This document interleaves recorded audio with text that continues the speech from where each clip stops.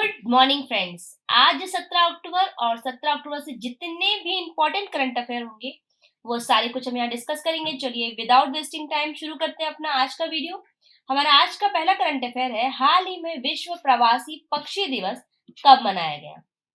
तो विश्व प्रवासी पक्षी दिवस मनाया गया है 14 अक्टूबर को। विश्व प्रवासी पक्षी दिवस साल में 2 बार मनाया जाता है। हर साल मई और अक्टूबर महीने के दूसरे शनिवार को विश्व प्रवासी पक्षी दिवस मनाया जाता है और इस बार मई और अक्टूबर का दूसरा शनिवार क्रमशः 13 मई और 14 अक्टूबर को पड़ा। इस दिवस को मनाने का मकसद प्रवासी पक्षियों के बारे में लोगों की जागरूकता को बढ़ाना है। अच्छा, 14 ही अक्टूबर को एक और दिवस मनाया जाता है, वो है विश्व मानक दिवस। उपभोक्ताओं, नियामकों और उद्योग के बीच वैश्विक अर्थव्यवस्था के मानकीकरण के बारे में जागरूकता फैलाने के लिए विश्व मानक दिवस 14 अक्टूबर को मनाया जाता है। अब इस मंथ के कुछ और इम्पोर्टेंट डेज को दोहरा लेते हैं। जैसे 1 अक्टूबर को मनाया जाता है अंतर्राष्ट्रीय वृद्धजन दिवस, अंतर्राष्ट्रीय कॉफी दिवस और विश्व शाकाहारी दिवस। 2 अक्टूबर को मनाया जाता है अंतर्राष्ट्रीय अहिंसा दिवस, गांधी जयंती, लाल बहादुर शास्त्री जी की जयंती और विश्व पर्यायवास दिवस। 3 अक्टूबर को मनाया जाता है विश्व प्रकृति दिवस। 4 अक्टूबर को विश्व पशु कल्याण दिवस। 5 अक्टूबर को होता है विश्व शिक्षक दिवस और राष्ट्रीय डॉल्फिन दिवस। 6 अक्टूबर को मनाया जाता है विश्व सेरेब्रल पाल्सी दिवस। 7 अक्टूबर को विश्व कपास दिवस। 8 अक्टूबर को मनाया जाता है भारतीय वायुसेना दिवस। 9 अक्टूबर को मनाया गया विश्व डाक दिवस। 10 अक्टूबर को पहली बार मनाया गया है पहला राष्ट्रीय अच्छा विनिर्माण अभ्यास दिवस और विश्व मानसिक स्वास्थ्य दिवस। 11 अक्टूबर को होता है अंतर्राष्ट्रीय बालिका दिवस। 12 अक्टूबर को विश्व दृष्टि दिवस, राष्ट्रीय किसान दिवस, विश्व गठिया दिवस और राष्ट्रीय गैम्बो दिवस। और 13 अक्टूबर को मनाया गया है अंतर्राष्ट्रीय आपदा जोखिम न्यूनीकरण दिवस। तो ये थे अक्टूबर के अब तक के इम्पोर्टेंट डेज।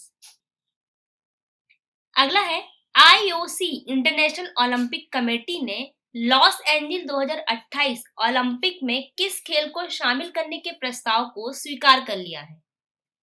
तो IOC ने 2028 ओलंपिक में क्रिकेट खेल को शामिल करने के प्रस्ताव को स्वीकार कर लिया है।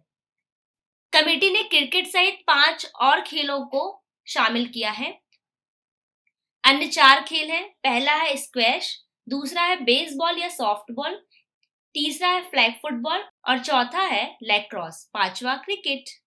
अगला है, हाल ही में लॉरियस स्पोर्ट्स ने किसे अपना ब्रांड एम्बेसडर बनाया है? तो लॉरियस स्पोर्ट्स ने नीरज चोपड़ा को अपना ब्रांड एम्बेसडर बनाया है। ये है नीरज चोपड़ा। विश्व एथलेटिक्स निकाय के द्वारा नीरज चोपड़ा को 2023 के लिए पुरुष विश्व एथलीट्स ऑफ द ईयर के लिए नामांकित किया गया है और इसी बड़ी उपलब्धि के साथ ही लॉरियस स्पोर्ट्स ने नीरज चोपड़ा को अपना ब्रांड एम्बेसडर बना लिया। अगला है, हाल ही में सरस्वती सम्मान 2022 किसे मिला? तो सरस्वती सम्मान 2022 मिला है शिव शंकरी को। तमिल लेखिका शिव शंकरी को उनके 2019 के संस्मरण सूर्यवंशम के लिए सरस्वती सम्मान 2022 से सम्मानित किया गया है। यह 32वां सरस्वती सम्मान था। यह है तमिल लेखिका शिव शंकरी।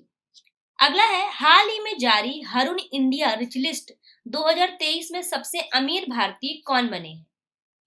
तो हाल ही में जारी हरुण इंडिया रिच लिस्ट 2023 में भारत के सबसे अमीर व्यक्ति बने हैं मुकेश अंबानी। मुकेश अंबानी इंडिया के सबसे अमीर व्यक्ति हैं। ये है मुकेश अंबानी, इंडिया के सबसे अमीर व्यक्ति हैं। अच्छा, इस रिच लिस्ट में दूसरे नंबर पे कौन है? तो इस रिच लिस्ट में दूसरे नंबर पर है गौतम अडानी।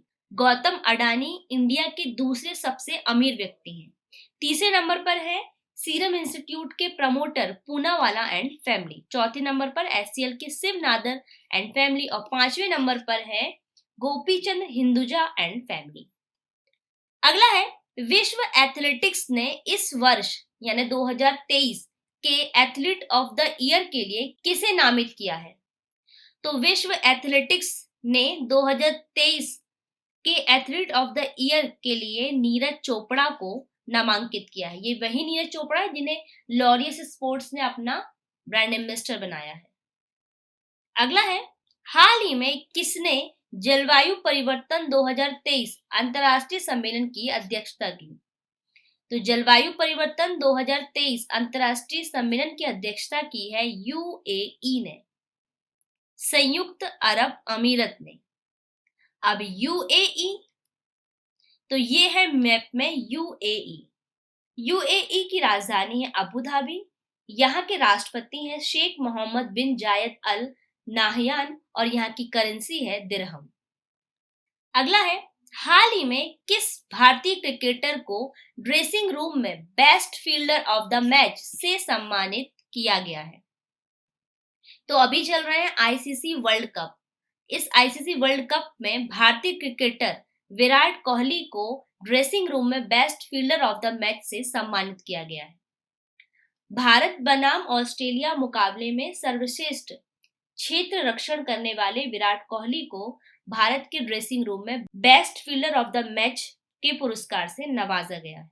ये है इंडियन क्रिकेटर विराट कोहली। अगला है, एस सच्चिदानंद मूर्ति का निधन हो गया, वह किस क्षेत्र के प्रसिद्ध व्यक्ति थे? तो एस सच्चिदानंद मूर्ति ये पत्रकारिता क्षेत्र के प्रसिद्ध व्यक्ति थे। वरिष्ठ पत्रकार और द वीक दिल्ली के पूर्व संस्थापक एस सच्चिदानंद मूर्ति का हाल ही में देहांत हो गया। ये है वरिष्ठ पत्रकार एस सच्चिदानंद मूर्ति। अगला है, भारत का पहला वेटलैंड कौन सा बनेगा? इसके ऑप्शन है बेंगलुरु, उदयपुर, जयपुर या बूंदी। तो सही आंसर है इसका उदयपुर। राजस्थान सरकार पर्यावरण और वन विभाग के सहयोग से उदयपुर, जिसे झीलों के शहर के रूप में भी जाना जाता है, को भारत का पहला वेटलैंड शहर बनाने का लक्ष्य रखते हुए ठोस प्रयास किए जा रहे हैं। अच्छा, वेटलैंड क्या होता है? वेटलैंड या नम भूमि का मतलब उस स्थान से है जहां पूरे वर्ष या किसी विशेष मौसम में पानी मौजूद रहता है। इससे जमीन के पानी की जरूरत पूरी होती है। अगला है, हाल ही में ओडीआई वर्ल्ड कप के इतिहास में किस टीम ने सबसे बड़े रन चेज का रिकॉर्ड बनाया है? तो अभी आईसीसी वर्ल्ड कप के इतिहास में पाकिस्तान की टीम ने सबसे बड़े रन चेज का रिकॉर्ड बनाया है। पाकिस्तान ने श्रीलंका के खिलाफ 345 रनों के लक्ष्य को हासिल कर वर्ल्ड कप के इतिहास में सबसे बड़े रन चेज का रिकॉर्ड अपने नाम किया है। अब पाकिस्तान, तो ये है मैप में पाकिस्तान। पाकिस्तान की राजधानी है इस्लामाबाद, यहाँ के प्रेसिडेंट है आरिफ अलवी और यहाँ के प्राइम मिनिस्टर है शहबाज शरीफ और यहाँ की करेंसी है पाकिस्तानी रुपया। अच्छा, एक और इम्पोर्टेंट बात, भारत और पाकिस्तान के बीच में कौन सी रेखा है? तो भारत और पाकिस्तान के बीच में रेडक्लिफ रेखा है। अगला है, हाल ही में सरकार ने अनुसूचित जाति के छात्रों की आवासीय शिक्षा के लिए कौन सी योजना शुरू की है? तो सरकार ने अनुसूचित जाति के छात्रों की आवासीय शिक्षा के लिए श्रेष्ठ योजना शुरू की है। यह योजना सामाजिक न्याय एवं अधिकारिता मंत्रालय द्वारा शुरू की गई है। श्रेष्ठ योजना की शुरुआत अनुसूचित जाति समुदाय के मेधावी गरीब छात्रों को उच्च गुणवत्ता वाली आवासीय शिक्षा तक पहुंच प्रदान करने के लिए की गई है, जो 9वीं से 12वीं कक्षा तक निःशुल्क है। अगला है, देश में किस जगह 15,500 फीट की ऊंचाई का पहला मोबाइल टावर लगाया है? तो 15,500 फीट ऊंचाई का पहला मोबाइल टावर लगाया गया है सियाचिन ग्लेशियर में। सियाचिन वॉरियर्स ने बीएसएनएल की मदद से 15,500 फीट से ज्यादा की ऊंचाई पर पहला मोबाइल टावर लगाया गया है। सियाचिन ग्लेशियर दुनिया का सबसे ऊंचा युद्ध क्षेत्र है। इस मोबाइल टावर से हमारे देश के जवानों को बहुत ही खुशी हुई है, क्योंकि अब वो भी अपने मोबाइल से हमसे बात कर सकेंगे। अगला है, साउथ इंडियन बैंक ने किसे अपना नया चेयरमैन नियुक्त किया है? तो साउथ इंडियन बैंक ने विजय कुरियन को अपना नया चेयरमैन नियुक्त किया है। ये है विजय कुरियन। अगला है, हाल ही में सत्यजीत रे excellence in film life time award से किसे सम्मानित किया जाएगा? तो सत्यजीत रे excellence in film life time award से माइकल डगलस को सम्मानित किया जाएगा। जाने माने हॉलीवुड अभिनेता माइकल डगलस को गोवा में आयोजित होने वाले 54वें अंतर्राष्ट्रीय फिल्म महोत्सव में प्रतिष्ठित Satyajit excellence in film lifetime award से सम्मानित किया जाएगा। यह सम्मान उन्हें सिनेमा जगत में उनके उल्लेखनीय योगदान के लिए दिया जाएगा। ये है हॉलीवुड अभिनेता माइकल डगलस। तो फ्रेंड्स, ये था आज का सेशन। अब मैंने कल जो आपसे सवाल पूछा था उसे देख लेते हैं। कल मैंने आपसे पूछा था आईएमएफ ने वित्त वर्ष 2024 में भारत की जीडीपी वृद्धि दर कितने प्रतिशत रहने का अनुमान लगाया है।